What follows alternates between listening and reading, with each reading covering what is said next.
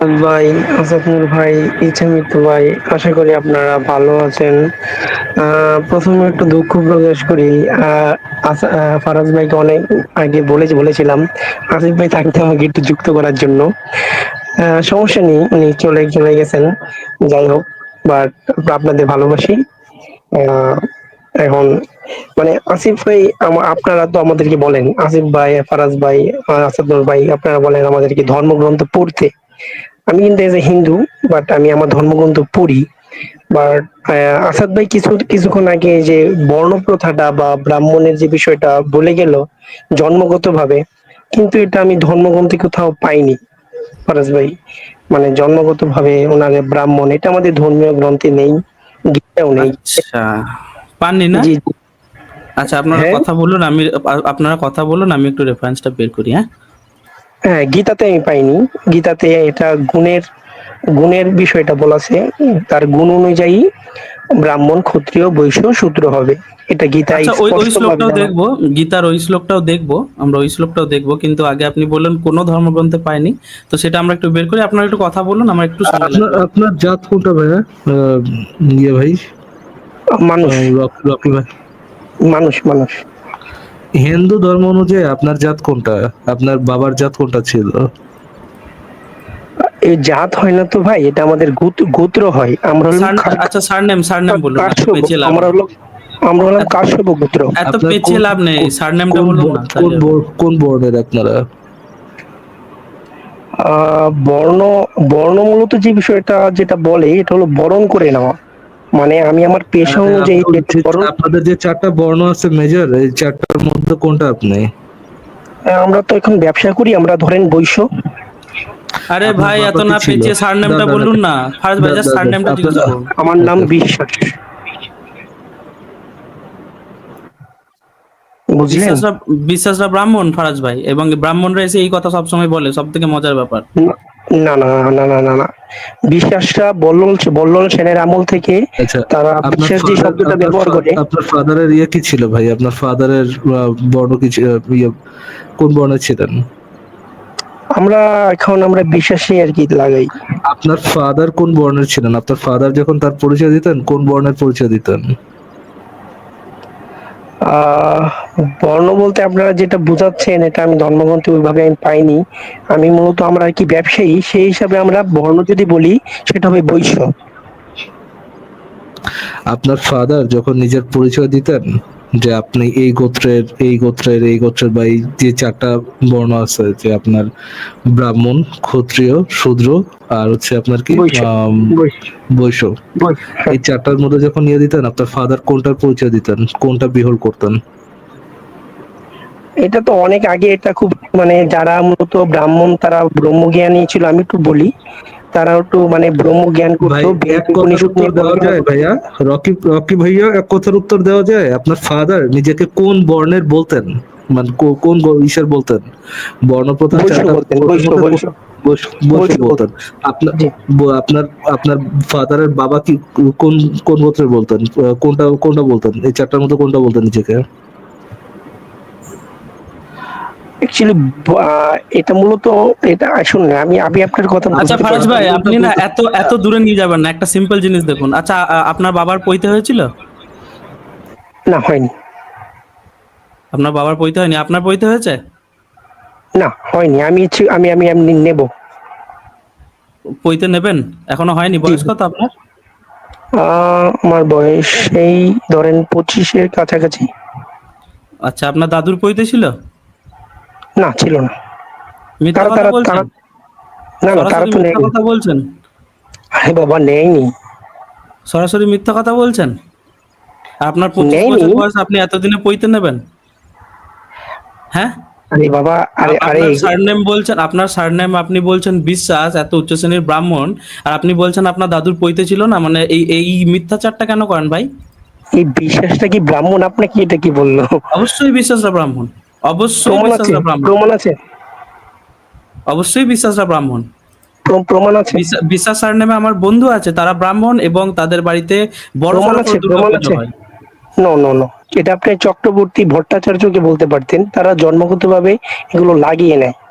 But আমাদের আচ্ছা ঠিক আছে, তাহলে ধর্মগ্রন্থ বিষয় যেখানে তেমন না। যেখানে শুরু হয়েছিল আমাদের আলোচনাটা, আচ্ছা ফারাজ ভাই আলোচনাটা শেষ করুন, তারপরে আমি এই যে আপনি না, রেফারেন্সটা দেখতে বিশ্বাসটা যে চেয়েছেন ওই রেফারেন্সটা। বিশ্বাসটা আপনি যে ব্রাহ্মণ আপনি রেফারেন্স দেখান, ইচ্ছা ইচ্ছা তো ভাই আপনি আপনার রেফারেন্সটা দেখান, তারপর আমার কাছে রেফারেন্স দেখে শেষ করে দিচ্ছি, এত টানা আচ্ছা আচ্ছা বেশ, ঠিক দরকার আছে, নেই তাহলে আমি আসলে। বের করি, আমি একটু এক এক মিনিট লাগবে, আর আমি আসলে এই বইগুলো তো এত বড়, একটু টাইম লাগবে, জাস্ট একটা মিনিট দিন, আমি ডাইরেক্ট বইটা বের করছি, আসলে একটু টাইম দিন, জাস্ট একটা মিনিট।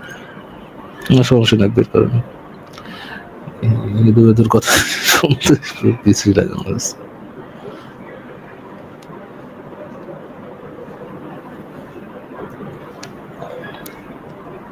আচ্ছা ভাই, আমি এই যতদূর জানি সম্পর্কে যে বিশ্বাস জি, ব্রাহ্মণ নয়, আমি যতদূর জানি, যত হিন্দু শাস্ত্র বা কিন্তু এগুলো নিয়ে আসাদ খুব ভাই, বেশি জানাশোনা আপনি আমার তো নেই। আপনি তো ইন্ডিয়াতে অনেকদিন ছিলেন। হুম। আপনি কি এরকম করে দেখেছেন কোন একটা পরিবার, যে পরিবারের মধ্যে একই পরিবারে মাল্টিপল বর্ণের লোক আছে? আপনি কি এরকম কোনো দেখেছেন?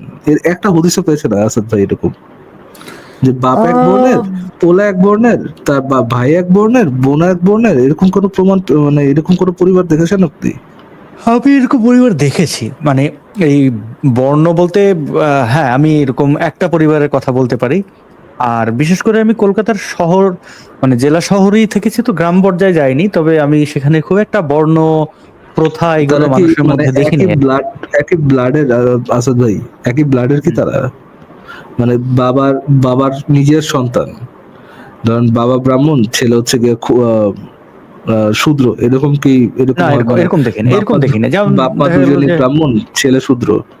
না, এরকম দেখিনি। একদম হিন্দু মুসলিম বা ধরেন ব্রাহ্মণ যারা ব্রাহ্মণ নন এমন অনেক পরিবার একসাথে, মানে আমি দেখেছি তাদের মধ্যে বিবাহ বন্ধন বা অন্য যে কোনো কিছুতে খুব স্বাভাবিকভাবেই থাকে। না, যদি এই যদি মানে যেটা আর কি হিন্দু ধর্ম অনুযায়ী যেটা না, যেটা অ্যালাউড না, সেই জিনিস অ্যালাউন্স এর পরে যে কেওস সৃষ্টি হয়, যেটা রেকমেন্ডেড না, অ্যালাউন্স অ্যালাউড কিনা সেটা জানি না, বাট যেটা কোনোভাবে রেকমেন্ডেড না, সেটা যদি করে তাহলে কি হয় না হয় সেটা ডিফারেন্ট জিনিস। বাট মেজরিটি যেখানে হচ্ছে আপনার নিজেদের গোত্রের মধ্যে বিয়ে করে, নিজেদের নিজেদের যে জাত প্রথা, বর্ণ প্রথা, এই বর্ণ প্রথা একই বর্ণের মধ্যে বিয়ে করে, তখন কি ভাই একই গোত্রে, বা যদি ছেলে না হয়, ছেলে যদি মনে করেন আম, আগে ব্যবসা করতো, এখন মানে বাবা ব্যবসা করতো, ছেলে হচ্ছে সোলজার এখন, এই জন্য বাবার বর্ণ আর তার বর্ণ ডিফারেন্ট, এরকম কি কোনো দেখছেন আসাদ ভাই? না, আমি দেখিনি। এই ধরনের লোয়ার টিয়ার মানে মিথ্যা কথা, জেনুইন মিথ্যা কথা লোকজন এসে যে বলে, মেজাজটা খারাপ হয়ে যায়। ইচ্ছে হয়তো ভাই আপনি রেফারেন্সটা বের করেন, হ্যাঁ আমি রেফারেন্স তারপর বের তার করছি, কিন্তু জাস্ট এখানে একটা জিনিস অ্যাড করতে ইচ্ছা গেল আসাদ ভাই, ফার্স্ট ভাই একটা জিনিস দেখুন, যে এরা সবসময় বলে যে কাজ অনুযায়ী বর্ণটা ভাগ হয়ে যায়, তাই না, যে আলাদা আলাদা বর্ণ হয়ে যায়। যদি ভাই কাজ অনুযায়ী অটোমেটিক মানুষের বর্ণটা ভাগ হয়ে যাবে, তাহলে ভাই বর্ণটা আলাদা করে বানানোর দরকারটা কি? যদি কাজ এক্স্যাক্টলি অনুযায়ী মানুষের এক্স্যাক্টলি বর্ণটা ভাগ হয়ে যাচ্ছে, এবং সেই বর্ণ অনুযায়ী তাদের কি কি রাইটস আছে সে সমাজে, তার সেটা মনুসংহিতা তার- খুললে আমরা পাই, ফারাজ ভাই।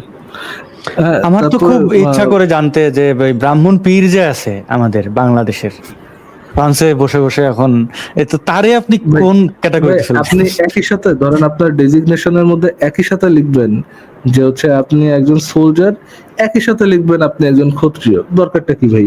সোলজার আপনি তো মোর স্পেসিফিকলি বলতেছেন আপনি একজন সোলজার, আপনার আবার ক্ষত্রিয় বলা দরকারটা কি? আপনি একই সাথে আপনার ইসের মধ্যে লিখতেছেন, আপনার পেশার মধ্যে লিখতেছেন আপনি হচ্ছে গিয়ে মুদির দোকানদার, একই সাথে আপনি লিখবেন হচ্ছে আপনি বৈশ্য, দরকারটা কি ভাই?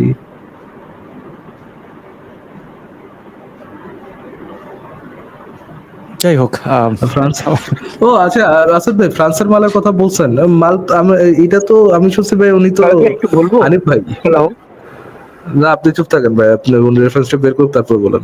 ফ্রান্সের যে মালটার কথা বলতেছেন, আসিফ ভাই তো বললো উনি হচ্ছেন আমাদের হানিফ ভাই।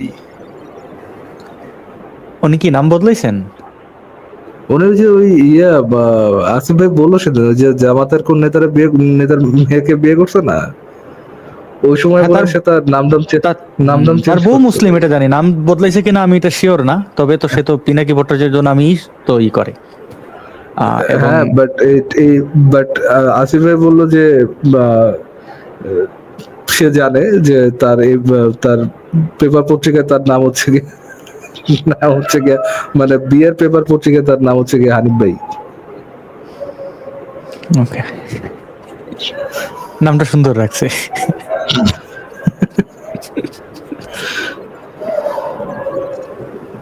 আচ্ছা, আমরা তাহলে ওনাকে ব্যাকে রাখি, ইচ্ছা তো ভাই বের করতে করতে আচ্ছা, পরে ওনাকে সামনে সামনে নিয়ে কথা বলবো নি। লালন, লালন আপনাদের যুক্ত করা হচ্ছে, আনমিউট করে বলুন। লাল অন, লালন বলেন ভাইয়া, অর্ধেক ইংরেজি অর্ধেক বাংলা। লালন ভাই বলেন। আচ্ছা, লালন ভাই কথা বলছে না। বাউন্টি, বাউন্টি আপনাকে যুক্ত করা হচ্ছে, আনমিউট করে বলুন।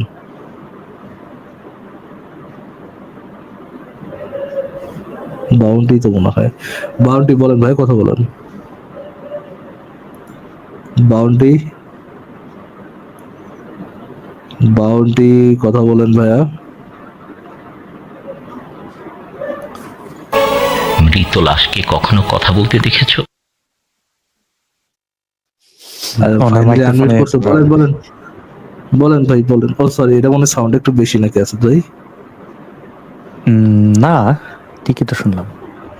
আচ্ছা, বাউন্ডারি কথা বলতেছে না। দেন ইচ্ছা তো ভাই মনে হয় দেখাচ্ছে, ইচ্ছা তো ভাই, হ্যাঁ দেখান কি হ্যাঁ, আমি দেখাচ্ছে। ওই রেফারেন্স গুলো বের করছি, কারণ ওই বইটার লেখাগুলো এত অস্পষ্ট, আমার খুব সমস্যা হচ্ছে। তো আমি এইমাত্র আপনার মনুসংগীতার একটা পেজের ছবি তুললাম, যেটা ঘরে আছে। তো সেইটার যেটা আমি হাতের কাছে পেলাম সেটা আপনাকে দেখাই তাহলে। হ্যাঁ, এটা মনুসংগীতার আপনার এই খণ্ড টণ্ড সবই এখানে লেখা আছে। তো তাকে যুক্ত করি, একটু জিজ্ঞাসা করি তাহলে, যদি কর্ম অনুযায়ী হবে তাহলে এই জিনিসগুলো কেন বলছে আর কি, একটু সে একটু ইয়ে করুক আর কি, পড়ুক। হুম, জি জি বলুন। হ্যাঁ, এই যে এক সেকেন্ড পড়ুন, এই এই যে নাম তো জাতি একটু সূত্র একটু এটাই আছে। আরো জুম একটু করবো, একটু একটু যদি গীতাটা যদি বের করতেন, গীতা গীতাটা। বের করবো। আপনার প্রথমে দাবি ছিল না যে কোনো ধর্মগ্রন্থে এই জাতিবাদ বর্ণবাদের কথা আপনি পড়েননি? আমাদের ধর্মগ্রন্থ উপনিষদ, বেদ, গীতা, এর বাইরে কোনো ধর্মগ্রন্থ নেই। তো মনুসংহিতাটা কি বেদ বিরোধী নাকি? মনুস্মৃতি, আপনি মনুসংহিতা মনুসংহিতা, একটু মনুস্মৃতিটা ওটা মনু হিন্দি, যারা হিন্দিভাষী তারা বলে। আচ্ছা আচ্ছা আচ্ছা, আপনাকে ঠিক আছে দেখাবো যদুনাথ পঞ্চান, দাঁড়ান দাঁড়ান দাঁড়ান, আপনাদের না এই জিনিসগুলো না আমার খুব খুব ইয়ে লাগে, যে জানেন না কিছুই অথচ আপনাদের ইয়ে এরকম। কি লেখা আছে ভাই, বানানটা একটু পড়বেন? ফারাজ ভাই একটু দিন তো স্ক্রিনটা, ও সরি, কি লেখা আছে বানানটা একটু পড়ুন না। মনুসংহিতা। আচ্ছা, এই এই এই জায়গায় ইয়ে দেখুন, এই জায়গায় দুজনের নাম লেখা আছে, যদুনাথ পঞ্চায়ন এবং ভারতচন্দ্র শিরোমণি। এদেরকে চেনেন? এদের নাম শুনেছেন? না না, তো এইদের নাম আমি শুনিনি। এদের নাম শোনেননি না? আর আপনি না। আপনি এখানে এসে বলছেন যে আমি মনুসংহিতা আরে মানি না। বাবা, আমি তো নাই, নাই তো শুনতে পারি, আমি তোর আপনি জ্ঞান আপনি জ্ঞানী বললেন, নই। আপনি বললেন যে আপনি পইতে নেবেন কিছু টাইম পরে। তো ও এই তো পইতে বেদ আমাকে বলে, বেদ আমাকে শুনুন বলে পৈতে শুনুন। নিতে, বেদ আমাকে আচ্ছা বলে। আচ্ছা, বেদের কত নাম্বার অধ্যায়, কত নাম্বার শ্লোকে পৈতের কথা বলা আছে আপনি বের করুন। আচ্ছা আচ্ছা, দাঁড়ান একটু, পৈতের বিষয়টা আমি, তো এটা 16 পাবেন। আপনি আহ, আপনি এখানে বের জি করে জি, বলছি লিঙ্কটা বলছি দিন। আপনি ইয়ে একটু করছেন সময় তারই দেন। সাথে, তারই হ্যাঁ সাথে একটু তারই সাথে তারই সাথে আপনি যে বলেছিলেন যে এই কাজ অনুযায়ী মানে মানুষের হুম ইয়েটা হুম ভাগ হুম হুম, হয়, সবকিছু জি ভাগ হয়ে যায়। তো জি জি। মোটামুটি ধরুন, তাহলে একটা বাচ্চার নামকরণ তো 10 থেকে 12 দিনের মধ্যে করতে হয়, তাই না? হিন্দু শাস্ত্র হুম, অনুযায়ী। হ্যাঁ হ্যাঁ হ্যাঁ, এই এই ব্যাপারটা আপনি হ্যাঁ জানেন তো? একটা বাচ্চার হ্যাঁ নামকরণ 10 থেকে 12 দিনের মধ্যে করতে হয়। হ্যাঁ হ্যাঁ। এই জিনিসটাও আপনার মনুসংহিতা বলছে, এবং আপনার মনুসংহিতার 2 নাম্বার অধ্যায়ের 31 নাম্বার শ্লোক আমি দেখাচ্ছি, মনুসংহিতাটা খোলা আছে। সেখানে বলছে ক্লিয়ারলি যে একজন ব্রাহ্মণ সন্তানের নাম রাখতে হবে মঙ্গলবাচক, ক্ষত্রিয়ের নাম হবে বলবাচক, বৈশ্যের নাম হবে ধনবাচক এবং শূদ্রের নাম হবে নিন্দাবাচক। তাহলে মানে একটা বাচ্চা যে 10 থেকে 12 দিন বয়স, তার মানে সে বড় হয়ে কি কাজ করবে সেটা আগে থেকেই বুঝে যান, তাই না আপনারা? আরে ভাই, নাম তো যে কোনো কিছু হতে পারে, নাম তো কোনো বিষয় না, আপনি তো গুণটা নামটা আগে দেখতে বিষয়, হবে। না না ডেফিনেটলি না, নামটা বিষয়। আপনি এই বলেছেন যে একটা একটা ব্রাহ্মণ মানুষের কর্ম। কারা, যে এক যে সেকেন্ড, ঈশ্বরের প্রতি আহ, গভীর ভাবে ইয়ে অনুরোধ। ভাইয়া, আপনি আপনার রেফারেন্সটা একটু দেখান তো, ইচ্ছামিত ভাই, এগুলো কথা বাদ দিয়ে আপনি আপনার রেফারেন্সটা দেখান যে এইটা কর্মের উপর না জন্মের উপরে, এটা সম্পর্কে রেফারেন্সটা দেখান। আচ্ছা ঠিক আছে। ওই রেফারেন্সটা আমি দেখাচ্ছি, একটা সেকেন্ড দিন। কিন্তু এই যে উনি যে কথাটা বললেন যে এই সব ইয়ে মতো হয়ে যায় আর কি, মানে এটা মানুষের কাজ অনুযায়ী এটা ভাগ হয়, কিন্তু এই কথাটা তো উনি মিথ্যা বললেন। কারণ দেখুন ওদের যে স্ট্যাটাসটা, সমাজে ওদের যে স্ট্যাটাসটা, সেটা খুব ক্লিয়ারলি স্পষ্ট। দেখবেন, একটা সেকেন্ড দাঁড়ান।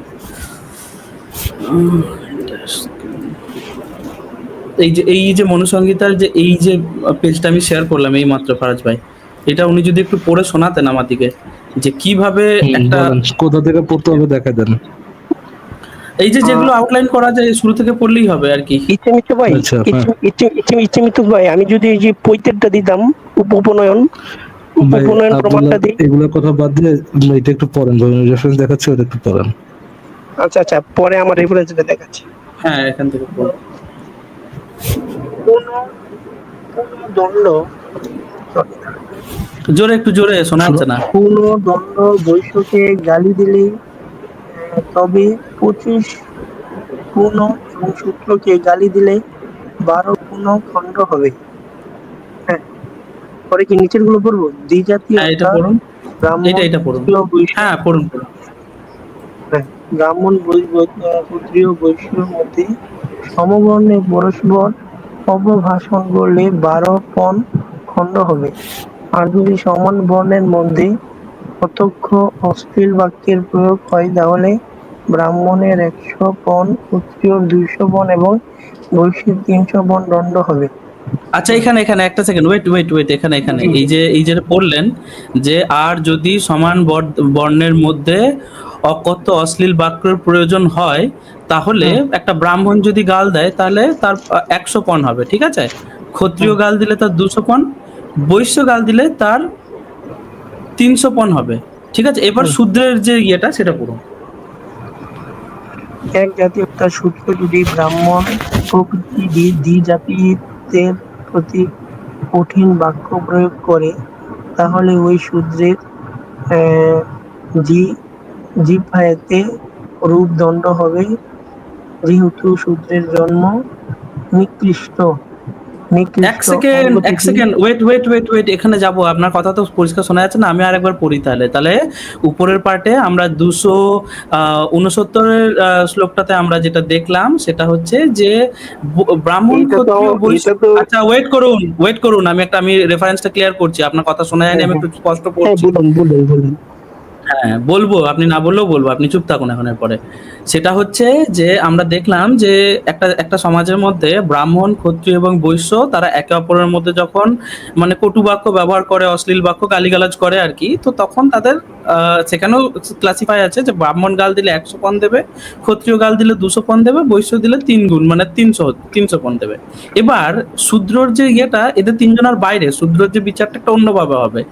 তো শূদ্র গালি দিলে কি বলছে, শূদ্র এই দ্বিজাতি মানে শূদ্র এদের তিনজনের মধ্যে যদি কাউকেই গালি দেয়, বিশেষ করে ব্রাহ্মণকে, তখন শূদ্রের ডাইরেক্ট জিহ্বা কেটে নেওয়া হবে। যেহেতু কেন কেটে নেওয়া হবে? শূদ্রের জন্মই নিকৃষ্ট অঙ্গ থেকে হয়েছে।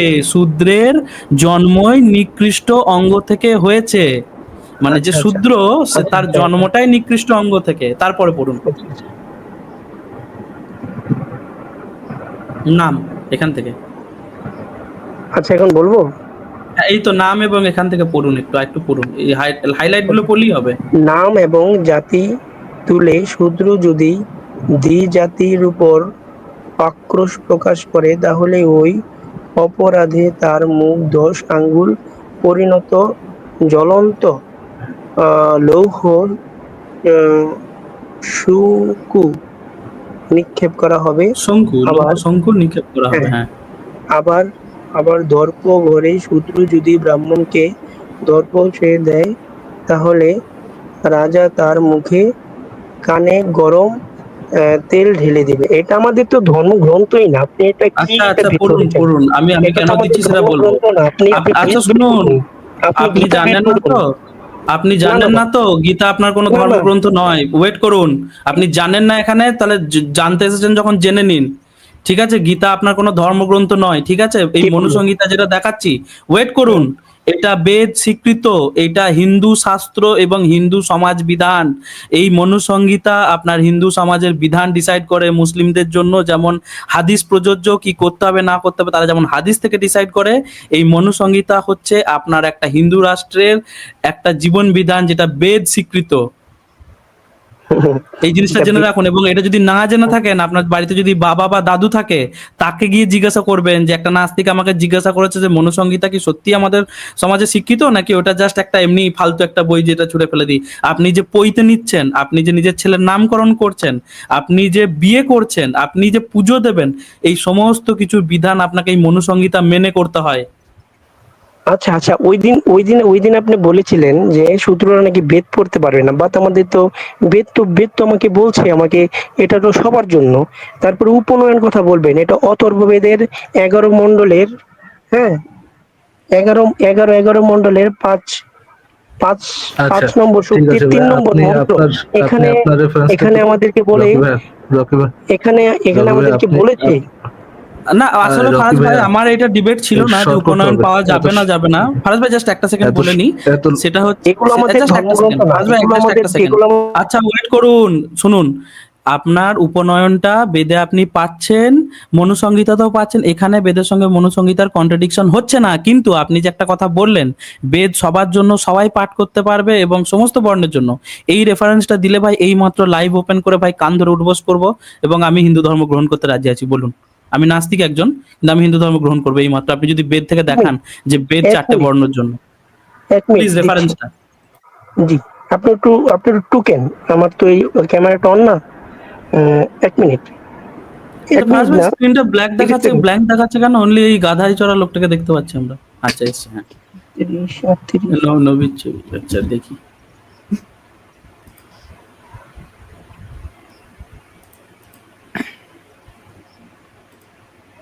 আপনি দেখুন, আহ, অথর্ববেদ, আচ্ছা অথর্ববেদের 11 আপনি নম্বর লিঙ্ক দিন মন্ত্র। না, জি, লিঙ্ক দিন, লিঙ্ক। আহ, আমি তো এখন ছবিটা কিভাবে তুলবো? আহ, আমার তো ভিডিওটা অনুমতি দেয়া নেই ততক্ষণ তো। আপনি বলে রাখুন অথর্ববেদ কত নাম্বার আচ্ছা অধ্যায়। আচ্ছা আচ্ছা, আপনি টুকে রাখেন। বের করবো আমি, সেটা চিন্তা নেই। অথর্ববেদ অধ্যায় কত?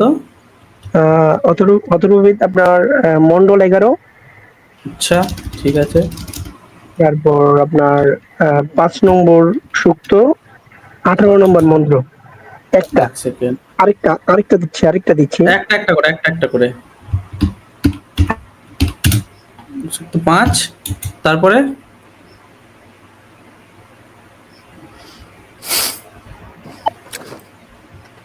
5 সূক্ত, তারপরে কত? আরেকটা কি বললেন? 11 নম্বর মন্ডলের 5 নম্বর সূক্ত, 18 নম্বর মন্ত্র। এটা হলো 11, আচ্ছা 5, 18। আচ্ছা ঠিক আছে, দেখছি কি বলা আছে।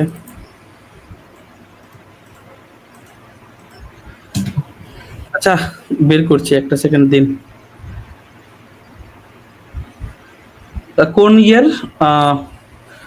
মানে কোন ইয়ের, আপনার কোন পাবলিশার্স এর নাম বলুন তো। বাংলাদেশ অগ্নিবীর, হুম, বাংলাদেশ অগ্নিবীর। ঠিক আছে দেখছি। আমি তো সেরকম কিছু দেখতে পাচ্ছি না এই শ্লোকে। আপনার কাছে যদি লিঙ্কটা থাকে একটু শেয়ার করলে ভালো হতো। আমি তো এটা মানে বুঝি না লিঙ্কটা কিভাবে আমার আমার কাছে তো লিঙ্ক নেই, আমার কাছে বই আছে। আচ্ছা ঠিক আছে, আপনি ক্যামেরাটা অন করে শেয়ার করতে পারেন বইয়ের পেজটা। ক্যামেরা অন করেন, ক্যামেরা অন করে বই থেকে দেখান। ক্যামেরা অন করতে যায় নিজেরা নিজেরা বাইরে করে দিচ্ছে। So, আচ্ছা ভাই, সরাসরি যে মিথ্যা কথাগুলো বলে না এবং এরা কিছু জানে না নাকি ইচ্ছাকৃতভাবে মিথ্যা কথা বলে জানি না, যে এই যে বলছে কিছুদিন পর আমি ভাই ইয়ে নেবো, মানে সরাসরি মিথ্যা কথাটা বললো দেখলেন। আমি তো বলেছিলাম ব্রাহ্মণ, এবং ব্রাহ্মণ ছাড়া কিন্তু ইয়ে পৈতে নেয় না। এ বললো যে আমার বাবার ব্রাহ্মণ, বাবার পৈতে ছিল না, দাদুর পৈতে ছিল না, আমি কিছুদিন পর নেবো। আপনারা কি এই জিনিসটা নোটিস করেছেন? হুম, তো অবশ্যই সে ব্রাহ্মণ। ফারাজ ভাই ক্যামেরা অন করে দেখান, রকি ভাই ক্যামেরা অন করে দেখান। ভাই এখান থেকে আমি ক্যামেরাটা কিভাবে অন করবো আমাকে একটু বলতে পারবেন? নিচে স্টার্ট ক্যাম্প তো দেয়াই আছে, দেখেন আপনার মাইকের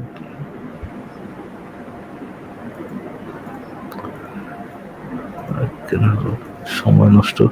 আমার কাছে একটা প্রশ্ন আছে যে ধরেন আমাদের যে ধর্মগ্রন্থ আছে, আমাদের বলতে জাস্ট মানে আমরা মানে যে পরিবারে আর কি জন্মগ্রহণ করছি, হিন্দু পরিবারে, তো সেই ক্ষেত্রে আমাদের যে ধর্মটা, এই ধর্মটার স্ট্রাকচারটাই আমি ঠিকমতো বুঝি না এখন পর্যন্ত। যেমন ধরেন বাংলাদেশ কলকাতার এইদিকে একটা ফেস্টিভ্যাল হইতেছে, ধরেন দুর্গাপূজা হইতেছে, আপনি সাউথ ইন্ডিয়ায় গেলে ওইখানে কোনো দুর্গাপূজার সিস্টেম নাই, ওখানে অন্যান্য কি কি দেবতা আছে, ভেঙ্কটেশপুরম, তারপর হলো পাঞ্জরুলি, কুলিকা, এইরকম। আবার মনে করেন যে মানে এক এক জায়গায় এক এক রকম সিস্টেম। এটা এটা কেন বা এটা কিভাবে তাহলে কাজ করে? এটার মূল কারণটা যেটা যেটা আমি মানে ইতিহাস থেকে যে জিনিসটা বুঝতে পারি, ধারণা করতে পারি, সেটা হচ্ছে যে এই জিনিসটা বোঝার আগে আমাদের জিওগ্রাফিক্যাল যে সিচুয়েশনটা ছিল এই মোগলরা ভারতে আসার আগে, ঠিক আছে, আরো আগে, তখন এই পুরো ভারতীয় ভূখণ্ডটাকে যেটা আমরা যে অখণ্ড ভারত বলে এরা চালায়, একটা কমপ্লিট একটা বিরাট ভারতবর্ষ, এটা তো এইভাবে ছিল না রে ভাই। এর আলাদা আলাদা রাজ্যগুলো ইটসেলফ আলাদা আলাদা দেশ হিসেবে বিবেচিত হতো। রাজ্যের বাইরে যাওয়া মানে সে অন্য দেশে যাচ্ছে। এই দেশের আলাদা আলাদা রাজা ছিল এবং আলাদা আলাদা এলাকায়, এত বড় এলাকায় একই ধরনের মান্যতা থাকা সত্ত্বেও স্থান কাল মানে ভেদে তাদের ঈশ্বরগুলো ভিন্ন রকম ছিল। সেই এলাকার মানুষের খাওয়া দাওয়া যেমন ছিল, তাদের ঈশ্বররা সেই ধরনের খাবার ভোগ নেয়। কোনো জায়গায় গেলে দেখবেন যে তাদের ঈশ্বররা একদম নিরামিষ, সেখানকার মানুষগুলোও নিরামিষ। কোনো জায়গায় গেলে দেখবেন, এই ওয়েস্ট বেঙ্গলের দিকে চলে এলে দেখবেন যে সেখানে মাংস মাছ সব ঈশ্বরকে চড়ানো হচ্ছে মদ। তার কারণ তারা মাংস খায়, তারা মাছ খায়, তাদের ঈশ্বরও মাছ খায়। তো এটা থেকে আপনি ধারণা করতে পারবেন একটা সিম্পল জিনিস, যে যে এলাকার মানুষ যেমন, তারা নিজেদের একই গডকে একই নামে হয়তো পূজিত হয়, কিন্তু তার ক্যারেক্টারটা ভিন্ন রকম। তো এটা একটা কারণ যে আমাদের এত মানে ভিন্ন ভিন্ন কালচারের জন্য এই জিনিসটা হয়েছে। এবং কিছু মানুষ কি করেছে, যে সমস্ত ধরনের যত আলাদা আলাদা এলাকার কালচার ছিল সেইগুলোকে মিলিয়ে একটা গোঁজামিল দিতে চেষ্টা করে। তার জন্য আপনাদের যাদের বুদ্ধি একটু একটু কাজ করে, তারা কিন্তু আপনারা এই জিনিসগুলো বুঝতে পারেন যে এইটা তো মিলছে না।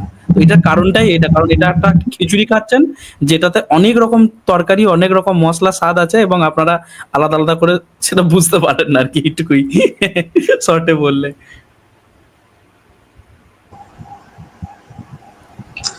আচ্ছা, সেটা তো বুঝলাম। আর একটা বিষয় যে ধরেন আপনারা যারা আগে ইসলাম ধর্মে ছিলেন বা হিন্দু ধর্মে ছিলেন, এখন আপনারা নাস্তিক হয়েছেন, হওয়ার পরে এখন আপনারা কি করতেছেন যে ধর্ম বিরোধী, প্রকৃতপক্ষে ধর্মের ভিতর যে সমস্যাগুলো আছে ওইগুলাকে তুলে ধরতেছেন অনলাইন মাধ্যমে, ঠিক আছে? তো এখান থেকে তো একদম আসাদ ভাই, আসিফ ভাই, আপনাদের তো জীবনের পর্বেও অনেক ফারা গেছে বা অনেকভাবে আপনাদের হত্যা করার চেষ্টা করা হয়েছে এর আগেও। তো আলটিমেটলি একটা আহ বিশ্বাসী ব্যক্তি, সে হিন্দু ধর্ম হোক, মুসলমান ধর্ম হোক, সে যখন তার বিশ্বাস যখন ধর্মের প্রতি চলে যায়, তারপর তার কি করা উচিত? মানে আপনাদের মতে কি, যে আপনাদের কি ধর্মের এই সমালোচনাগুলো করা উচিত, নাকি নিজের মতো করে ঠিক আছে চলা উচিত? বা আমি যে নাস্তিক, এই ট্যাগটা নিয়েই কি আমাকে বাঁচতে হবে, বা আমি নাস্তিক এই ট্যাগটাকে আমাকে নিতেই হবে, নাকি আমি যেভাবে চলতেছি, আমার মনে আমার বিশ্বাস নাই, চলতেছে, আমি ধরেন ধর্মীয় কালচার গুলো ফলো করতেছি, ফেস্টিভ্যাল গুলো ফলো করতেছি, এইভাবে বুঝতে পারছি চলতেছে? আপনার প্রশ্নটা, বুঝতে পারছি। জি, আসাদ ভাই যদি কিছু একটা বলতেন। আমি খেয়াল করিনি, আমি দুঃখিত। আমি অন্য একটা টাস্কই করছিলাম, আমি দুঃখিত। আচ্ছা, আসাদ ভাই, আপনি কি বিজি আছেন? বিজি না হলে আমি প্রশ্নটা রিপিট করে শোনাতে পারি। জি প্লিজ প্লিজ। ওনার প্রশ্ন হচ্ছে যে যখন একজন মানুষ রিয়েলাইজ করবে যে তার ধর্মটার মধ্যে প্রবলেম আছে, তার ধর্মটা সঠিক না, তখন তার কি করা উচিত? তার কি নাস্তিক হয়ে যাওয়া উচিত, নাকি তার যেভাবে আছে সেভাবে চলা উচিত, নাকি কোনো অ্যাক্টিভিজম করা উচিত? কি করা উচিত? কি করলে ভালো হয় আর কি? আমার মতে ভালো হয় এটা, যে প্রবলেমটা আছে ধর্মের মধ্যে ওইটা সংস্কার করা যায় কিনা। কারণ আপনি যদি এটা থেকে বের হয়ে গেলেন, আপনি না হলে ধর্মটাকে ছেড়ে দিলেন, কিন্তু ওই ধর্মে তো আরো অনেক মানুষ আছে। তো আপনি যদি এই উদ্যোগটা নিয়ে ওই ওই খারাপ জিনিসটারে সংস্কার করার চেষ্টা করতে পারেন, যদি এটা করতে পারেন, তাহলে খুব ভালো হয়। এখন মানে আপনি সবাইকে নিয়ে মুক্তি দিলেন, তাই না? আমাদের এই যে মুসলমানদের মধ্যে যে অবস্থা দেখি, এই হামাসের মতো সন্ত্রাসী বা এই যে কাশ্মীরে যারা, এরা কি করতেছে? এরা অনেক সাধারণ মানুষকে, মুসলমান যারা, তাদের ক্ষতি করতেছে, তাদের বিভিন্ন হয়রানির মধ্যে ফেলে, তাদেরকে মানুষ সন্দেহের চোখে দেখে। তো এই পরিবেশগুলো সৃষ্টি হয় না যদি স্বধর্মে আপনার যে ধর্ম আপনি ওই ধর্মের ওই প্রবলেমটা সলভ করতে পারেন। প্রবলেম সলভ করার পরে যদি আপনার একটা বিশ্বাস থাকে বা ওটাকে আপনি ট্রেডিশনাল ভাবে নেন, তাহলে এটা তো প্রবলেম নাই। পশ্চিমের দেশগুলোতে তো সাধারণত খ্রিস্টানরা কারোর জন্য হুমকি না, মানে মানুষ এটা বাৎসরিক এইভাবে ইয়ে করে, ট্রেডিশন হিসাবে অনেকটা ধর্মকে নেয়। এমনকি অনেকে জিজ্ঞেস করলে যে তুমি কোন চার্চে যাও, সে বলতে কিন্তু গিয়ে ভাবে। আসাদ ভাই, এখানে এখানে আমার একটা প্রশ্ন, মানে এখানে আমার একটা কথা আছে। জি। হিটলার যেমন হচ্ছে ছোট মোচ রাখাটাকে পুরা দুনিয়ার জন্য কলঙ্কিত করে গেছে, আমাদের দেশের যে কোমলমতি শিশুরা আছেন, এনপিসির যে পোলাপাইন আছে এবং বৈষম্য বিরোধী ছাত্র আন্দোলনের যে পোলাপাইন আছে, হুম। এরাও তো ভাই সংস্কার শব্দটার যেই মারাটা মারছে, তো ভাই যখন আপনি বলবেন ওই ধর্ম সংস্কার করা উচিত, তো এটা তো মানুষ পজিটিভলি নেওয়া হয়তো বা বন্ধ করে দিবে। হ্যাঁ, এটা ঠিক বলছেন। তবে ভাই আসলে দেখেন, আমরা অনেক বেশি হিন্দুদের কাছে নিরাপদ কেন, বৌদ্ধদের কাছে তো অবশ্যই। আপনি যত বড় নাস্তিক হন, একটু আগে যে এই শাস্ত্র নিয়ে কথা হয়েছে, আপনি দেখেন এই দুইজন কিন্তু টেবিলে বসে কথা বলতে পারে। এর কারণ হচ্ছে যে এই সংস্কারকে স্বাগত জানানো। হ্যাঁ, গোঁড়ামি আছে, কিন্তু তারপরও এগুলো একটু বুঝতে পারলে সে যতই ধরে রাখুক, গোঁড়ামি দেখে সরে আসে। ওই চেষ্টাটা প্রত্যেকটা ধর্মে থাকা উচিত। তাহলে পরে আপনি পুরো পৃথিবীর জন্য নিরাপদ হবেন এবং শান্তি পাবেন নিজে। আর ধর্ম ত্যাগী হওয়াটা তো ভাই আরামের কথা না। ভালো বিষয়টা যে হয় আমাদের সাউথ ইস্টে তা কিন্তু না। আপনি যদি হিন্দু ব্যাকগ্রাউন্ড থেকে আসেন তাহলে হয়তো এটা স্বাভাবিক, বৌদ্ধ হইলে ঠিক আছে, কিন্তু খ্রিস্টান হইলেও আপনি নিরাপদ। কিন্তু মুসলমান হইলে পরে আর ওইখান থেকে যদি ইসলাম ছাড়েন তাহলে তো আপনি সব হারাইছেন। এই যে ধরেন আমাদের এই আসিফ ভাই আমার তো অনেক কিছু হারাইতেছে, ফারাজ ভাইয়ের অনেক কিছু হারাইতেছে। ফারাজ ভাই যা তাও একটা শিল্ড আছে যে উনি চেহারা দেখান নাই, বাইজা গেছেন। ওই এখন আমি তো বুঝি যে এটা কত কষ্টের কাজ। ত্যাগ করা তো মুখের কথা না, বললেন করে ফেলেন, এটার সাথে অনেক কিছু জড়িত ভাই। সুতরাং আমার মনে হয় সংস্কারের দিকে আগানোই ভালো। জি, অতএব ভাই আর কি কিছু বলেন? লাস্ট একটা কোশ্চেন করতে যাচ্ছিলাম, যদি সময় থাকে। খুব সংক্ষেপে ভাই। ওকে, আচ্ছা, কোশ্চেনটা হলো যে আমরা যে দেখছি যে বিভিন্ন জঙ্গি সংগঠন যারা আছে তারা হলো মানে নিউজে দেখি যে ব্রেন ওয়াশ করে, যারা ইয়া থাকে তাদের, যারা মানে ছাত্র থাকে তাদেরকে ব্রেন ওয়াশ করে বিভিন্ন এক জায়গায় অ্যাটাক করতে পাঠায়। তো এটা কি আসলে ব্রেন ওয়াশই করে নাকি ধর্মের ভেতর সরাসরি এইভাবে? জিহাদের বিষয়টা আমি জানি কিছুটা, বাট এটা কি আগে দাওয়াত দেওয়ার বিষয়টা আছে না, নাকি কোনো দাওয়াতের সিস্টেম নাই, ডাইরেক্ট গুলি করে দিতেছে, মেরে ফেলতেছে? এটা কি ডাইরেক্টলি ইসলাম ধর্মে আছে নাকি এটাকে ব্রেন ওয়াশই করা হয়? মানে কি করা হয় এটাকে, মানে ট্রেনিংটা কিভাবে দেয় তাদের? এটা অবশ্যই আছে, এবং সংক্ষেপে বললেই হতো। ইসলাম সকল ধর্মের প্রতি মারাত্মক নিষ্ঠুর। এখন ডিপেন্ড করে সুযোগ পায় কিনা। এটা তো আসলে ধর্ম না, এটা একটা আমি কিভাবে বলি ভাই, এটা সহজভাবে বললে যে ওই সময়ে নবী মোহাম্মদ যেটা প্রতিষ্ঠা করছেন, তিনি ত্রাসের রাজ্য প্রতিষ্ঠা করছেন, দখলে নিছেন মক্কা, নেওয়ার পরে অন্য সবাইকে ধ্বংস করে দেওয়ার জন্য যা যা করতে হয় তাই করছেন। এখন যখন আপনি মুসলমান মাইন্ডকাট চিপায় থাকবেন তখন আপনি খুব ভালো সব মাইনে নেবেন, যখন আপনার ক্ষমতা হবে আপনারে ছিঁড়ে ফেলবে। মানে এটার উদাহরণ কিভাবে, যতগুলো মুসলিম মেজরিটি দেশ আছে দেখেন সেখানে অমুসলিমরা কিভাবে নাই হয়ে গেছে। এটা ভারতের ক্ষেত্রে প্রযোজ্য, এটা আপনি পাকিস্তানের ক্ষেত্রে প্রযোজ্য। আসাদ ভাই, মোহাম্মদ কিন্তু এটা বলে গেছিল যে তোমরা একজন আরেকজনের কাফের বলো না। যদি কেউ কাউরে কাফের বলো তাদের মধ্যে একজন অবশ্যই কাফের বলে গেছিল না? কিন্তু মোহাম্মদ যাদেরকে সাহাবা বানাইতে হয়ে গেছে, তারা যা ইসলামের পরবর্তী যে ধাপগুলো ছিল ওইখানেই তো ভাই আপনি তো দেখাইলেন সেদিন আলীকেই কাফের বলে একজন হচ্ছে ইসলামের প্রেমী, সে মেরে ফেলাইছে। আলীরই কাফের বলে খুব মেরে ফেলাইছে ভাই। তো তারও কাছে অফকোর্স জাস্টিফিকেশন ছিল যে সে কেন আলীরা কাফের বলছে। সে ফুললি কনভিন্স যে আলী হচ্ছে গিয়ে কাফের, সে আবার ফুললি ইসলামে বিশ্বাসী। সে মানে তাদের কাছে ওই জাস্টিফিকেশন গুলো থাকে যে এই কাজ করছে, সুতরাং আমি তারা কাফের বলতে পারি বলে তারা এই কাজ, এই মানে ইয়েটা, এই ত্রাসটা চালাই যেতে পারে। দেখেন মুসলমানদের কাফের বইলা তারা আলী যে হচ্ছে নবীর মেয়ের জামাই, নবীর নাতিপুতির বাপ, তাকেই মেরে ফেলছে। আপনাদের অমুসলিমরা মানে সেকেন্ডের মধ্যে কাফের বানায় সুলিতা চড়াইতে তাদের কতক্ষণ সময় লাগবে? ইসলাম ওই একটাই কথা, আপনি মুসলমান হবেন এবং নইলে আপনার মেরে ফেলার পুরো জাস্টিফিকেশন আছে। এবার হচ্ছে মুসলমান হলে কোন গোত্র হবে। দেখেন এই ধর্মটা যেহেতু ভিন্ন মতকে সমর্থন করে না, ভিন্ন মতের কোনো সুযোগ নেই, এই কারণে আপনি শুধু বাংলাদেশের মোল্লাদের মধ্যে দেখেন 100টা গ্রুপ, এবং এরা একজন আরেকজনের কাফের বলে, এবং এরা মনে করে যে তাদের এই একজন আরেকজনের মেরে ফেললে এটা বৈধতা পায় আর কি। মানে এদের খায়েশ আছে কিন্তু পারে না বিভিন্ন প্রতিকূলতার কারণে। তারপরে দেখেন ভাই, কোন একজন মুমিন এসে বলতে পারে ভাই, ইয়ে করে আপনার বিচার বহির্ভূত হত্যা করা তো ইসলাম সমর্থন করে না। যে ধরেন আপনি কোনো হিন্দু ব্যক্তিকে যদি মেরে ফেলেন বা কোনো অমুসলিমকে যদি মেরে ফেলেন বিনা কারণে, বিচার ছাড়া, তাহলে তো ভাই নবী মুহাম্মদ এটা ভর্ৎসনা করে গেছে, সে জান্নাতের ঘ্রাণও পাবে না, এরকম বলে গেছে।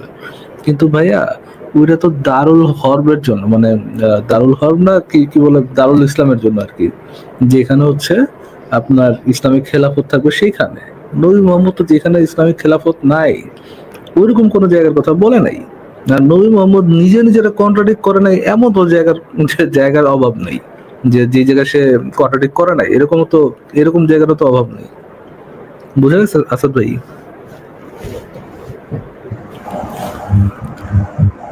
আচ্ছা, জি ভাই, কিছু একটা শেয়ার ধন্যবাদ করতেছেন? যুক্ত করার জন্য। জি জি। এরা যে, আচ্ছা থ্যাংক ইউ আপনাকেও আসার জন্য। জাস্ট আপনি এটাও দেখে যান যে এর আগে আপনাদের যে যুক্ত হয়েছিল এক ভাই, হিন্দু ভাই, সে কি লেভেলের মিথ্যাচার করে গেল, আমার এতটা টাইম বরবাদ করলো, হ্যাঁ সে হ্যাঁ, জানেও না। এই দেখুন ধন্যবাদ। অথর্ববেদের 11-5-18 এই কনটেক্সেই নয় ভাই, এখানেও কিন্তু আপনি আবার ইয়ে পাবেন। এই কনটেক্সে এই ইয়েটা দিয়ে গেল, সেখানেও কিন্তু মানে কি বলবো, মিসোজিনিস্টিক কথাবার্তা পাবেন আর কি। এখানে দেখুন, ব্রহ্মচর্য অবলম্বন করিবার পর কুমারী কন্যা যৌবনকালে বিদ্যান পতিকে লাভ করিবে, এইটা হচ্ছে কনটেক্স।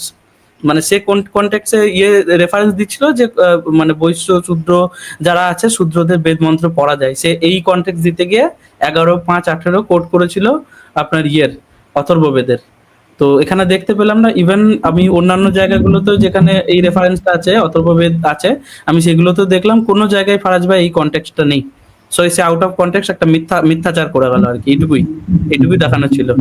আচ্ছা, জি ভাই, এখন যখনকার সময়ের এটা বিষয় যে ধরেন রামায়ণ বা মহাভারত বা ওই টাইমের যেই আহ, সমাজ ব্যবস্থাটা ছিল, সেইখানে সাধারণত কি হইতো যে রাজারা থাকতো, যারা যুদ্ধ করতো ক্ষত্রিয়, ব্রাহ্মণ সমাজ থাকতো, যারা পণ্ডিত হইতো, আমি যত ভুল বলতে পারি কারেকশন করে দিয়েন, আর বৈশ্য যারা ব্যবসা বাণিজ্য করতো, শূদ্র যারা আর কি নিম্ন শ্রেণীর লোক চাকরি বাকরি করতো, মানে এটা উপরের শ্রেণীদের 5-4 মাস করতো আর কি। তো এইখানে তো তাদের একটা বিষয় যে এই পরিবারগুলো এইভাবে চলতো যে রাজার ছেলে রাজাই হইতেছে বা ব্রাহ্মণের ছেলে ব্রাহ্মণ হয়ে সে একই কাজই করতেছে, এবং যারা ব্যবসা করতেছে তাদের ছেলেরা ব্যবসায়ী করতেছে। তো এইখানে এটাকে তো মানে জাতিগতভাবেও বলা, মানে পারিবারিকও বলা যায়, আবার কিছুটা কর্মের ক্ষেত্রেও বলা যায়, এটা নাকি তখন বলা যেত, দেখুন আতুল ভাই, এটা তখন বলা যেত যদি আপনার কাছ থেকে একটা নয়েজ আসছে, আপনার কথা হয়ে গেলে আপনি একটু মিউট করে নেবেন। দেখুন এটা তখন বলা যায়, আবার আনমিউট হয়ে গেলেন। হ্যাঁ, এটা তখন বলা যায় যদি অন্যান্য বর্ণের মানুষদেরও এই কাজটা করার অধিকার থাকতো, বা সব বর্ণকে সবাইকে সমান সমান অধিকার দেওয়া হতো। এবার শুরুতেই আমি একটা জিনিস দেখালাম, যেমন যে শূদ্রের জন্মটাই হচ্ছে মানে নোংরা। কেন বলা হয়েছে যে ব্রাহ্মণের মানে উৎপত্তি হচ্ছে আপনার মাথা থেকে, ঠিক আছে, ক্ষত্রিয় উৎপত্তি বুক থেকে, তারপর বৈশ্য কোমর থেকে, শূদ্ররা পা থেকে, ঠিক আছে, এইভাবে বর্ণনা তাদের দেওয়া আছে।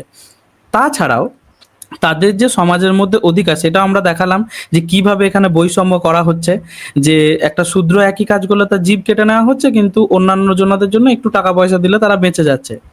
তৃতীয়ত, অন্যান্য বর্ণে জন্ম নিয়েও তার যদি সেই কাজটা, অন্য কাজ করার সামর্থ্য থাকতো, বা অন্য কাজ করার যদি পারমিশন থাকতো, সামর্থ্য নয়, সামর্থ্য তো অবশ্যই থাকে, যদি পারমিশন থাকতো, তাহলে আমাদের এই আলোচনাগুলোই হতো না।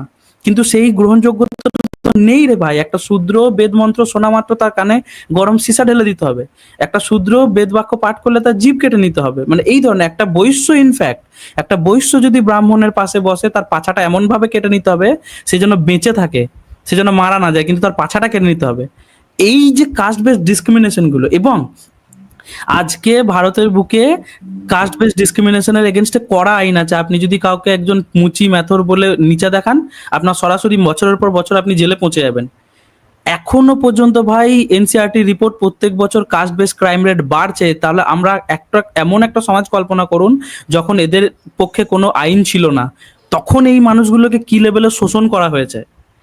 আসাদ ভাই একটু আগে অবশ্যই বললেন যে এরা ইভলভ করছে বা অ্যাডপ্ট করছে, কিন্তু এই যেটুকু এরা অ্যাডপ্ট করেছে ভাই, এই লেভেলে নিয়ে আসতে রে ভাই রাজা রামমোহন রায়, ঈশ্বরচন্দ্র বিদ্যাসাগর মানুষের মতো এদের যে কি অবস্থা খারাপ হয়েছে, এবং এখনো পর্যন্ত এত এত মহাপুরুষ পাওয়ার পরেও এই যে জাতিবাদ বর্ণবাদ থেকে এরা বেরোতে পারছে না। এই মুহূর্তে হিন্দুদের মধ্যে সব থেকে জঘন্য যদি সমস্যা থেকে থাকে এই জাতিবাদ বর্ণবাদ যেটা, সেটা থেকে এরা কোনোভাবেই বেরোতে পারছে না। এর কারণটা তো আমরা বুঝতে পারছি ভালোভাবেই। তো এইটুকুই আর কি আমার। আসাদ ভাই যদি এই ব্যাপারটা একটু অ্যাড্রেস করতেন। হ্যাঁ, আমি একদমই একমত যে মানে দেখেন, আমি দুইটা জিনিস দেখেছি মুসলিমদের মধ্যে, যাদের মধ্যে একটু বুদ্ধিরুতি আছে, একটু চিন্তা ভাবনা করে খুব সহজে ঝেড়ে ফেলে দেয় ধর্মটাকে, একদম মানে কোনো আর আর চিন্তাই করে না। কিন্তু আমি হিন্দু বন্ধুদের মধ্যে দেখেছি যে এই যে মানে ধর্ম হয়তো অতটা বিশ্বাস করে না, কিন্তু এই যে বিভিন্ন ছোঁয়াছুঁই এইসব থেকে বের হতে অনেক সময় নেয়। এটা কেন আমি জানি না। তবে আমরা দেখেন এই পুরো বিশ্বে এখনো আমি একটা ইমেজ দিয়েছি, এই ইমেজটা বলে দিচ্ছে আমরা কিসের পেছনে ছুটছি। বেশিরভাগ মানুষ ধর্মে বিশ্বাস করে। এখন তারা এই যে ফ্রি বিয়ার টুমরো, এইটার জন্যই শুধু ধর্মটা বিশ্বাস করে, মানে টুমরো এই এই ফ্রি বিয়ার টুমরো এই হচ্ছে এইটার উপরে টিকে আছে। এখন আমি হাসবো না কি বলবো বলেন? ভাই ওই জায়গায় আমি থাকলে তো ভাই আমিও বলতাম আমি ধার্মিক। ভাই কি বলেন এটা? আরে জোকস পাঠ ইয়ে ভাই, না, এই ছবিটা দেখেন, ছবিটা বলছে যে আপনি আগামীকাল ফ্রি বিয়ার পাবেন, আগামীকাল গেলে দেখবেন এরপরের আগামীকাল, মানে এটা আগামীকালই থাকবে। মানে জান্নাতে, এই যে স্বর্গে, বুঝছেন, উনি ফ্রি বিয়ার পায়, বাকি টোকার চিন্তা করেন। এই যে লোকের যে অবস্থা, ইচ্ছা মৃত্যু ভাইয়ের সেম অবস্থায় রয়েছে। উনি আমি ভাবলাম এটা কোনো চার্চের থেকে কোনো অফার। আরে আমি ভাবলাম এটা কোনো চার্চের থেকে কোনো অফার ভাই, সরি। এই যে আপনার ধরতে দেরি হয়েছে না, এই ধরতে দেরি হয়েছে না, এই একই ওই যে লোকটা যে অফ করে তাকায় আছে, এটাই আপনি। না তবে আসাদ ভাই, আমি ওই জিনিসটার সঙ্গে আরেকটা জিনিস যুক্ত করতে চাই, সেটা হচ্ছে যে এই জাতিবাদ বর্ণবাদের প্রভাব কিন্তু ভারত বাংলাদেশের মতো জায়গায় এই হিন্দুদের এটা একটা ছোঁয়াচে জিনিস জাতিবাদ বর্ণবাদটা, এই প্রভাবটা কিন্তু মুসলিমদের মধ্যে আপনি দেখতে পাবেন। এই শেখ বা সৈয়দরা দেখবেন ওই মল্লিক বা মন্ডল টাইটেলে মুসলিমদের সঙ্গে বিয়ে দেয় না। বা ধরুন এই যারা শিখ ধর্মাবলম্বী, এই ধর্মটার জন্মই হয়েছিল এই জাতিবাদ বর্ণবাদের বিরুদ্ধে লড়াই করার জন্য। কিন্তু এই গত বছরের রিপোর্ট আসাদ ভাই, যে একটা উচ্চ শ্রেণীর শিখের একটা খেতে একটা নিম্ন শ্রেণীর মানে নিম্ন জাতের একটা শিখ বাচ্চার ঘুড়ি গিয়ে পড়েছিল, সেই বাচ্চাটা ঘুড়িটা আনতে গেছে, তাকে পিটি মেরে ফেলেছে। মানে এরা অন্যান্য ধর্মগুলোকেও কিভাবে ইফেক্ট করেছে এই জাতিবাদ বর্ণবাদটা, আসাদ ভাই। এখন দেখেন, আপনি একটা জিনিস মনে করেন, দর্শকদের বলি, এই মুহূর্তে বোধহয় আমাদের 1000-1200-1500 মানুষ দেখছেন। আচ্ছা দেখেন তো, কোনোদিন শুনেছেন যে, আচ্ছা এই জিনিসটা তো শুনেছেন, প্রেমের টানে অস্ট্রেলিয়া থেকে চলে এলেন জর্জ, এসে দেখা গেল যে মুসলিম হয়ে গেছেন, বা পরে আমরা জানি না, এরকম প্রেমের টানে অনেক দেশ থেকে আসে। কোনোদিন শুনেছেন প্রেমের টানে সৌদি আরব থেকে বা আরবের কোনো শেখ চলে আসছে এখানে, এসে বিয়ে করছে কারোরে? আচ্ছা, বিয়ে করা নারীদের ব্যাপারে তো একটা ইয়ে থাকে আর কি, নারী হইলেই হয় আর কি, মানে যৌন যন্ত্র হইলেই এটা চলে আর কি। কিন্তু এই যে সৌদিতে আমাদের এত লাখ লাখ মানুষ গিয়ে কাজ করেন এখানে, বাংলাদেশের মুসলমান, তাদের কাউকে দেখছেন যে সৌদির একজন নারীরে বিয়ে করে দেশে নিয়ে আসছেন? হয় না কেন? তারা তো মুসলমান, তাই না? এই যে বর্ণবাদ, যে আমাদেরকে সৌদির, ওরা তো মনেই করে যে আমরা কনভার্টেড মুসলিম, আমরা অরিজিনাল মুসলিম না, আমাদের রক্তে ভেজাল আছে। ভাই আসাদ ভাই, আপনি যদি সৌদির কোন বান্দা হইতেন, আপনি সেম জিনিসটাই ভাবতেন। আমি আপনার লিখে দিতে পারি, সৌদিতে যদি আপনি থাকতেন, আপনি সেম জিনিসটাই ভাবতেন। ইচ্ছামৃত্যু ভাই যদি থাকতো, ইচ্ছামৃত্যু ভাই সেম জিনিসটা ভাবতো। আমি যদি সৌদির লোক হইতাম, আমিও একই জিনিস ভাবতাম। আপনি চিন্তা করেন যে আপনি সারা সৌদি ঘুরবেন, যে কোনাকাঞ্চিতে ঘুরবেন, সেই কোনাকাঞ্চির মধ্যে যদি আপনি মনে করেন এরিও দেশি ভাই বলে একটু চিৎকার দেন, হ্যাঁ, ওইখান থেকে দেখবেন একটা বরিশালে বেরিয়েছে, ওইখান থেকে দেখবেন একটা নোয়াখালী বেরিয়েছে। কি করে সে?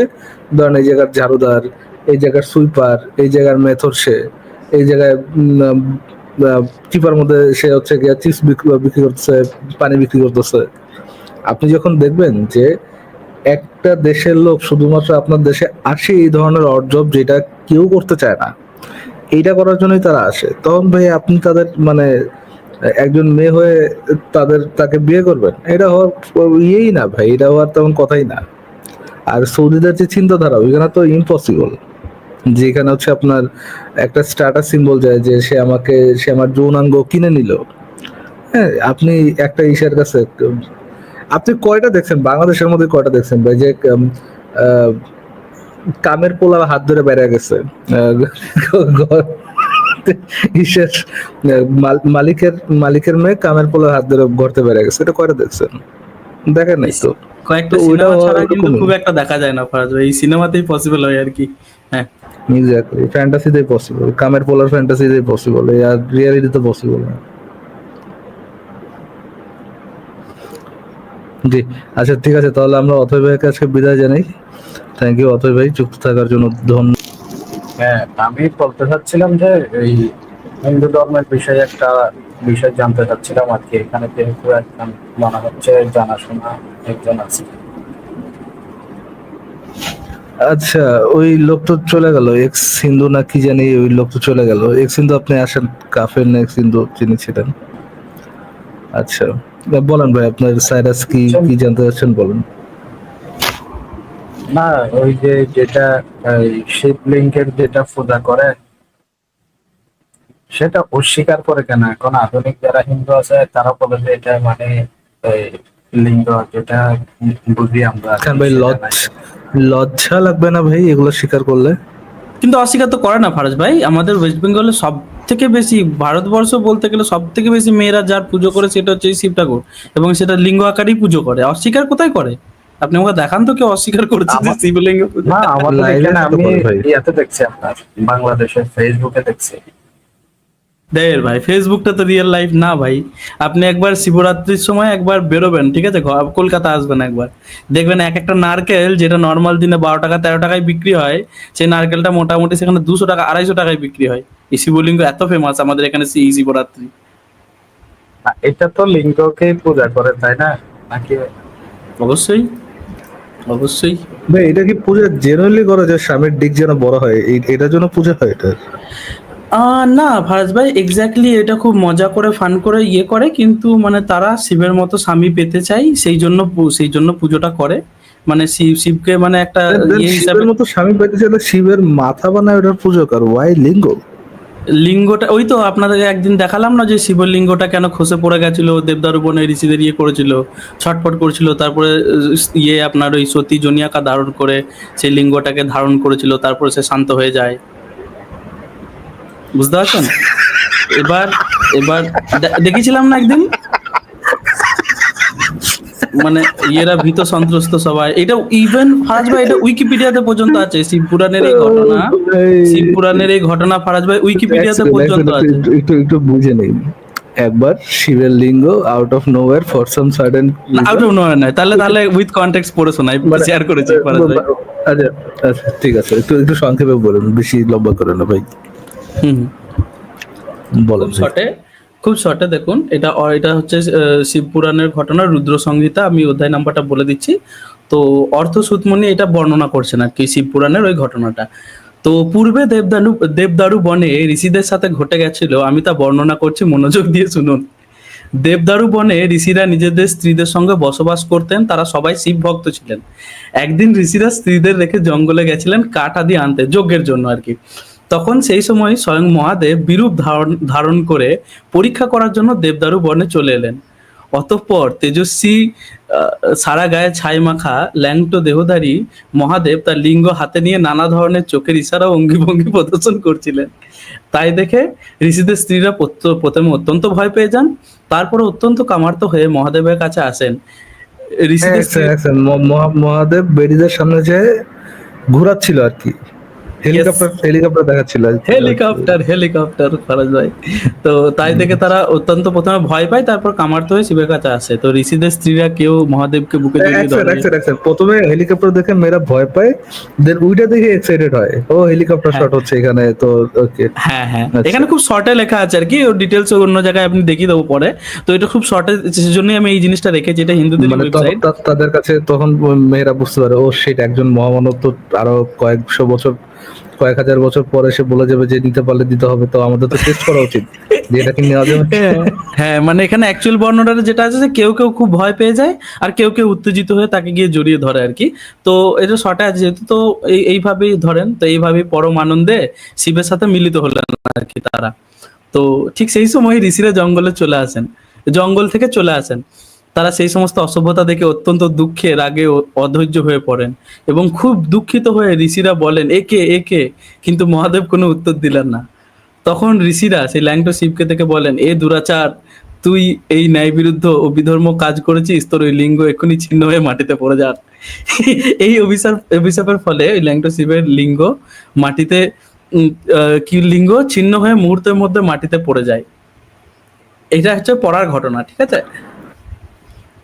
তো ভাই একটা হচ্ছে যে আগে শুনতাম কক ব্লকার, এরা তো ভাই কক হ্যাঁ ভাই, কাটার ভাই একটা ওইটা লাগছে অবশ্যই। অবশ্যই অবশ্যই। তারপর মজাটা দেখুন, তারপরে চিন্তা তার করেন মানে এদের ব্রাহ্মণরা বা ঈশ্বর যাদেরকে বানাইছে, ভগবান যাদের বানাইছে, সেই ব্রাহ্মণরা মন্ত্র পড়ে ভগবানের ডিপ ফেলাই দিছে। হ্যাঁ, তো তো তারপরে যেটা হয়েছে যে সেই শিবের লিঙ্গটি আগুনের মতো জ্বলতে শুরু করে, এবং সেই লিঙ্গ তার গতিপথে আসা সমস্ত স্থান জ্বালাতে জ্বালাতে স্বর্গ মর্ত পাতালে দৌড়াতে শুরু করে, এবং কোনোভাবেই সেই লিঙ্গকে হোল্ড আপ ভাই, দেয়ার ওয়াজ রানিং ডিক, ইয়েস, এবারে ঠিক দৌড়াচ্ছিল। দৌড়াচ্ছিল। এবং এটা আরেকটু বর্ণনা করলে দেখুন, এবার এখানে লিখেছে কোনোভাবেই সেই লিঙ্গ শান্ত হতে চাইছিল না, মানে তাকে শান্ত করা ইম্পসিবল। মানে তো ডিকে ডিক মানে সর্ট অফ সুপার সাইন হয়ে গেছে, তার সারা গায়ে আগুন লাগা শুরু হয়ে গেছে, এবং হ্যাঁ, সুপার সাইন ডিক দৌড়াইতেছিল, বনে জঙ্গলে দৌড়াইতেছে, সব জায়গায় আগুন আগুন স্বর্গ মর্ত পাতাল মানে তিনটে জায়গা, বুঝলেন। তারপরে যেটা হয়েছিল যে ঋষিরা প্রচন্ড ভয় পেয়ে যায়, ছিল বুঝলেন তো? এক ছিল মার্বেল মুভিতে দেখা যাচ্ছে যে গোস্ট রাইডার, ডিক রাইডার।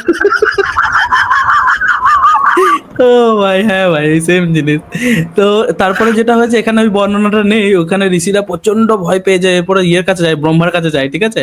এরপর ব্রহ্মাকে পুরো ঘটনাটা খুলে বলে, তখন ব্রহ্মা আবার কি এদেরকেই ঘুরিয়ে স্ল্যাম করছে, কি তোমরা ঘরে আসা অতিথিকে অপমান করবে, আর তারপরে ভাববে অতিথি রাগও করবে না, এটা তো তোমরা বিরাট অন্যায় করেছো।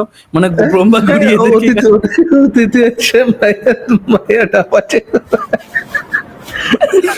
ঠিকই তো আছে ভাই, তুই অতিথির থামা, এমন তন্ত্র দিবি অতিথির ডিক গুলা তো আগুন ধরে আড়াআড়ি শুরু করছে, দৌড়াদৌড়ি শুরু করছে। এই এত এত সীমা দরকার কি ছিল? ব্রহ্মার কথাটা শুনুন ফারাজ ভাই। ইয়ে কমা যেত, যে দিকটা ছোট হয়ে যায় সামথিং, এমন ইয়ে করছে যে দিক পড়ে গেছে, পড়ে যে আগুন ধরে গেছে, আগুন ধরে দৌড়ানো শুরু করছে দিক। তারপর আরো তাদের কন্ট্রোলের বাইরে আর কি। তো তারপরে এইখানে ঘটনাটা পুরোটাই আছে। তারপরে ব্রহ্মা তাদেরকে বলে যে ইয়ের কাছে যেতে, সতীর কাছে যেতে, ঠিক আছে, পার্বতীর কাছে যেতে, এবং পার্বতীকে তারা এই মন্ত্রতন্ত্র পুজো টুজো করে ইয়ে করে, তখন পার্বতী যোনিরূপ ধারণ করে, এবং সেই যোনিরূপে ওইটাকে জায়গা দেয়। তারপরে শেষে গিয়ে শিব শান্ত হয়, ঠিক আছে। তো এটা হচ্ছে শিবলিঙ্গের ইতিহাস। হ্যাঁ, শিব শান্ত মানে কি? শিব তো এক জায়গায় পড়ে আছে, তার দিক দৌড়াইতেছে, শিব দৌড়াইতেছিল না শিবের দিক দৌড়াইতেছিল? না, শিব পরে নেই, শিব আবার এদের সঙ্গে করে গেছে ব্রহ্মার কাছে, শিবকে সঙ্গে করে তারা নিয়ে গেছে ব্রহ্মার কাছে। শিব তখন ওখানে উপস্থিত করা যায়। শিব কি তখন তো ডিকলেস ওয়ান্ডার ঘুরতেছে। এবং মেয়েরা শিবের মতো স্বামী চায়, তার রিজন একটা হচ্ছে যে এ হচ্ছে মানে নিজের মতো করে, ঠিক আছে, নেশা ভেশা করে এদিক ওদিক পড়ে থাকে, অত পাত্তাও দেয় না, অত গুরুত্ব দেয় না বউ কি করছে না করছে। কখনো কখনো বউ রেগে যায় খুব, তখন আবার শিব মানে একটু ইয়ে করে আর কি, সোনা মোনা করে মানায়। তো এই ধরনের হচ্ছে ক্যারেক্টার, বুঝলেন, সেই জন্য শিব যে ক্যারেক্টার, শিবের সাথে যা হয়েছে সে সোনা মোনা করেই মানাবে, তার অন্য কিছু বললে মানানোর কোনো ওয়ে নাই আর। ভাই ফান, ভাই ফান, পুরো কমেডি ভাই। আচ্ছা ভাই, ইনি যিনি লিখছেন, সবচেয়ে বড় কথা হচ্ছে এই এই মহাকাব্য যিনি লিখেছেন তার তার যে ডিলার, তার ডিলারের নাম্বারটা কোথা থেকে পাওয়া যাবে? এটার কি কোনো রেফারেন্স আছে নাকি? প্ল্যানচেট, এদেরকে ডাকতে হলে প্ল্যানচেট করতে হবে, তার আগে পাওয়া যাবে না। আপনি ইমাজিন করেন, আপনি মানে রাস্তায় আপনি বনে ক্যাম্প ফায়ারিং করতে গেছেন, হঠাৎ করে দেখলেন ডিক অন ফায়ার ইজ রানিং। ভাই রে ভাই, সে তো কি বিভৎস দৃশ্য রে ভাই। একটি জ্বলন্ত দিক দৌড়াচ্ছে। অ্যাজ এ স্ট্রেট পারসন আমার তো খারাপ লাগবে, কিন্তু ধরুন কেউ যদি গে পারসন থেকে থাকে তারা কেমন ফিল করবে জানি না, কিন্তু আমার তো ভাই খারাপই লাগবে একটা দিক দেখে এইভাবে। মানে এই ক্যারেক্টার গুলো কি ঐতিহাসিক কোন স্থান মানে ছিল, মানে বাস্তবে ছিল এরকম? এরকম কোনো প্রমাণ পাওয়া যায় না আর কি, এই ধর্মগ্রন্থেই পাওয়া যায় এবং ফ্যান্টাসির মধ্যেই পাওয়া যায়, এবং আলাদা আলাদা পুরাণে আলাদা আলাদা দেব দেবীর জন্য খারাপ কথা বলা আর কি। এই শিব পুরাণে যেমন শিব কিন্তু প্রচন্ড পাওয়ারফুল, ঠিক আছে, শিব কিন্তু সব থেকে উপরে, এইসব ঘটনাও আছে। কিন্তু আবার আপনি যদি বিষ্ণু পুরাণে যান, সেখানে আবার দেখবেন যে বিষ্ণু হচ্ছে যে সবকিছুর মানে উপরে আর কি, সবাইকে সে সৃষ্টি করেছে। তো আলাদা আলাদা মান্যতা অনুযায়ী নিজের নিজের গ্রন্থে তারা অন্য দেবদেবীকে ছোট করতো এবং নিজেদেরটাকে বড় করে দেখাতো। এইগুলো একটা রিজন যে এই জিনিসগুলো পাওয়া যায় আর কি, হাসি ঠাট্টা তারা একে অপরকে নিয়ে করতো। এই জিনিসটা এত হাজার বছর ধরে কিভাবে টিকে আছে, মানে এটা তো দেখে মানে পড়লেই বোঝা যায় অনেক কিছু এখানে গোলমাল আছে বা গন্ডগোল আছে। হুম, হাজার হাজার বছর ধরে কিভাবে টিকে আছে? দেখুন অন্ধবিশ্বাসের তো কোনো ইয়ে হয় আপনি না। যদি এটার মর্মার্থটা না বুঝেন, যে শিবের লিঙ্গটা হঠাৎ করে পড়ে গেল, আগুন জ্বলে গেল, দৌড়াচ্ছে শিবের দিক, এইটার পিছনের যদি হিকমাটা যদি আপনি খুঁজে না পান, এটা মনে হয় তাহলে তো মানে এটা আপনার ব্যর্থতা। এটা এটা এটা একটা মেটাফোর দেখাতে চাই, বুঝলেন সাইরাস ভাই? সরি, আপনি শেষ করুন তারপর বলছি। চিন্তা করতে পারেন যে ইচ্ছা হতো ভাই, একটা পার্বতীর এসে বলতেছে there is a dick which is on fire running around wildly, তোমার আর কি করতে হবে? তোমার এখন একটা বাজানা শেপ নিতে হবে, শেপ নিয়ে ওটার উপরে যা মুক্ত। এখন এই 2023-24 বসেও মানে মানুষজন এইভাবে ব্যাখ্যা করে, দ্য স্টোরি অফ শিবা, এইভাবে সে ব্যাখ্যা, the story of Shiva and Shivalinga look like very dirty, এইভাবে তারা শুরু করে, বুঝলেন তো? এই ভুলভাল ইংলিশ বলে তারা শুরু করে এবং এমন ভাবে ব্যাখ্যা করে যেটা একটা মেটাফর। কিরকম মেটাফর? যে আমরা যদি একটা ইয়াং ছেলেকে দেখি, সে যতক্ষণ না একটা কোনো কন্যার সংস্পর্শে আসছে, তার মধ্যে একটা তেজ থাকে, সে খুব অ্যাগ্রেসিভ হয়ে যায়, রেগে যায়, ইয়ে করে। কিন্তু যখনই সে একটা মেয়ের সাথে মিলিত হয়, সে শান্ত হয়ে যায়। তো এটা আসলে একটা মেটাফর, এইভাবে তারা ব্যাখ্যা করে, বুঝলেন ফরাজ ভাই? তো এইগুলো টিকে থাকার কারণ আছে। এইটা তো এইভাবে বলা যায় যে একজন রেপিস্ট যখন কোন একজন নারীকে দেখে, দেখেন ছটপট ছটপট ছটপট ছটপট ছটপট করতে থাকে, কিন্তু যখন সে হচ্ছে নারীটাকে রেপ করে ফেলে, তখন তো কিছুক্ষণের জন্য সে শান্ত থাকবে, right? যখন যখন সে তৃপ্তি পেয়ে যাবে। তো এইভাবে তো ব্যাখ্যা যে কেউ করতে পারে আসলে। এনি হোক, হ্যাঁ সাইরাস ভাই কিছু একটা বলছিলেন।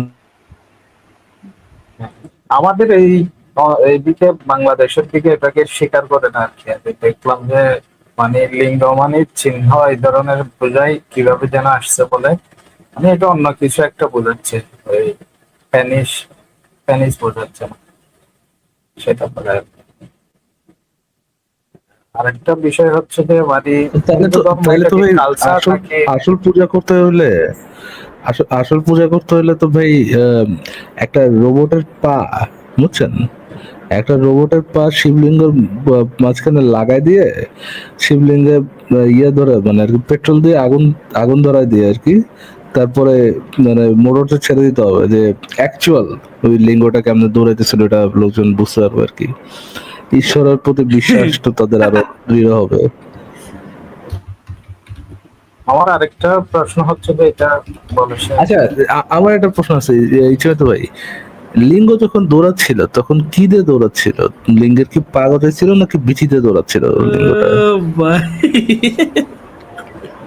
ও ভাই, আপনারা সাপ দেখেননি? সাপ কিভাবে বুকের ভর দিয়ে ও লড়তে আচ্ছা, পারে? সাপের মতো তো? আচ্ছা আচ্ছা, সরি, আমি তো এই ক্রিয়েটিভ জিনিসটা আমি চিন্তাই করতে পারিনি। শেট।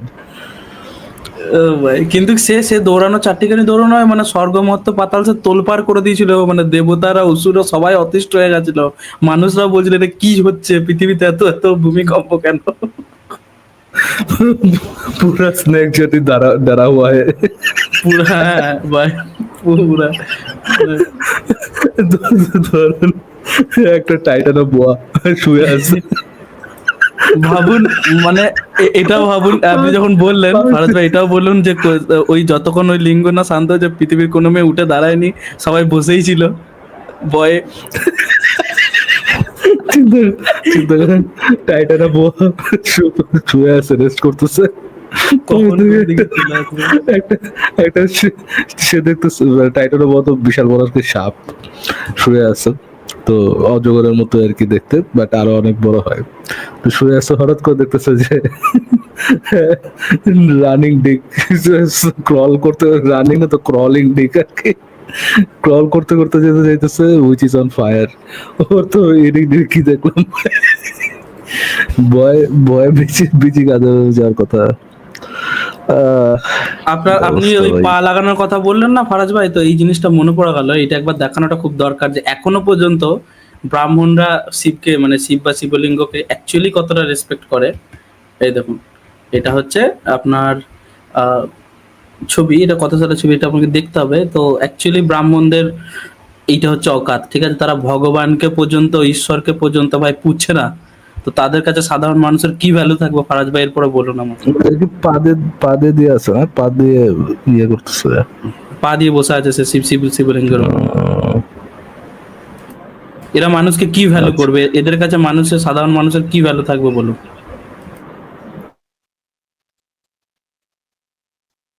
আচ্ছা ফারাজ ভাই, ছবি ভাই, সরে গেলে কিন্তু আপনার এইখানে ব্ল্যাঙ্ক হয়ে যায় কেন?